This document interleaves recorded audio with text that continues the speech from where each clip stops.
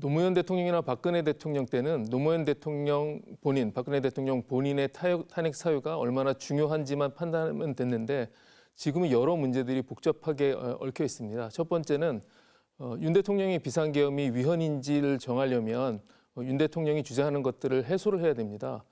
첫 번째가 이제 국회에서 윤석열 정부의 강요들을 이제 줄줄이 탄핵했다, 뭐 검사들을 탄핵했다 이런 것들이 있었는데 애초에 헌법재판소는 중요한 사건부터 하겠다, 그러니까 대통령 탄핵 사건부터 하겠다 이렇게 얘기를 했다가 입장을 조금 바꾼 것 같습니다. 그래서 윤석열 대통령이 주장하는 대로 줄 탄핵이 위헌인지 이걸 가리기 위해서 먼저 탄핵 사건에 대해서 지난주에 결론을 냈고요.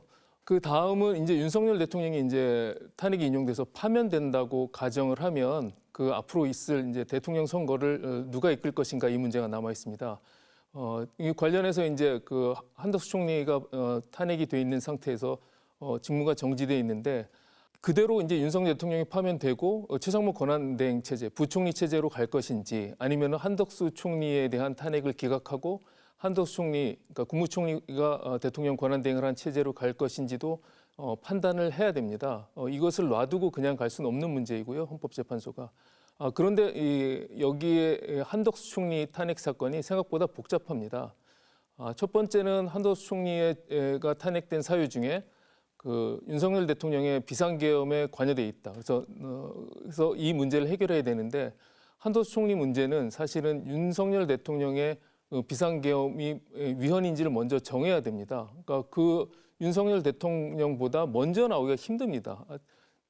적어도 뒤에나 동시에 나와야 되겠죠. 또 하나는 한덕수 총리가 탄핵된 이유 중에 하나는 국회가 선출한 재판관 3명을 선출하지 않았다는 것인데요. 최상목 권한대행 같은 경우에 둘을 임명하고 하나를 임명하지 않았고 그것이 이제 헌법재판소에서 위헌으로 결정됐습니다. 그렇다면 한덕수 총리도 그 행위가 위헌적인 행위가 됐을 텐데 이게 파면 사유인지를 역시도 판단해야 됩니다. 그래서 어찌 보면은 한덕수 총리 문제가 윤석열 대통령의 파면 탄핵만큼이나 복잡한 문제가 돼 있습니다. 근데 시기적으로 윤석열 대통령 사건을 선고하고 그 뒤에 한덕수 총리 사건을 한 번 더 하는 것은 약간 복잡하고 또 만약에 탄핵을 기각했을 경우에 최상목 체제에서 한덕수 체제로 다시 또 바뀌는 문제가 있어서 웬만하면 헌법재판소가 윤석열 대통령 사건과 한덕수 총리 사건을 같이 선고하려고 할 것입니다. 그것 때문에도 지금 시간이 늦어지고 있는 것으로 보입니다. 네, 예전에 비해서 헌법재판관들이 판단해야 할 것들이 더 많다 이렇게 봐야 되겠네요. 그렇습니다. 윤석열 대통령 사건 외에도 지금 한덕수 총리 사건 이것이 현재 남아 있고 이 앞에 있었던 최재해 감사원장과 중앙지검장 등 사건을 처리해야 되는 문제도 있었던 것이죠.